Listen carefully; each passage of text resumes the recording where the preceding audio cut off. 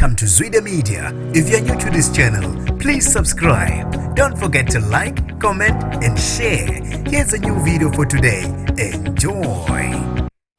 Uzale ushaqekile umndeni owesilisa waseLovo odutshulwe washona kubo ehlenga obebanjwa inkunzi. Nginibingelele ngiphinde ngilamukele kuphina kuphi la nibola khona le video. Mangoqala usiyonela elikhasi wamayelekile igama lami ngosibonga konke wakantwana mothanda ungangibiza intatheli ka-YouTube. Usadidekile umndeni owesilisa okuthiwa udutshulwe kubo washona emva kokulutho ngoba ezenza sengathi ubanjwa inkunzi. Ucela usize esigamekweni esenzeke eLovo ngolwesibili. Kuthiwa usanele Mkhize obeneminyaka 33 ubelele nonina wezingane zakhe ngesikhathi kungqongqoza othile othe ubanjwa inkunzi. Kuthe uma umgilo evula ubecela usizo wamjikela wabesevulela ngenhlamvu ebhekise kuyena washonela khona endaweni yesigameko. Uyise kamufu umnumzane Thomas Mkhize uthe ubeselele ngesikhathi ezwa kukhona ongqongqoza ezombikela ukuthi usedutshuliwe indodana yakhe. Uthe kufike unina wezingane zendodana yakhe wazombikela ngesigameko. Uthe bese ngilela ngizwanga lutho kodwa kufika unina wezingane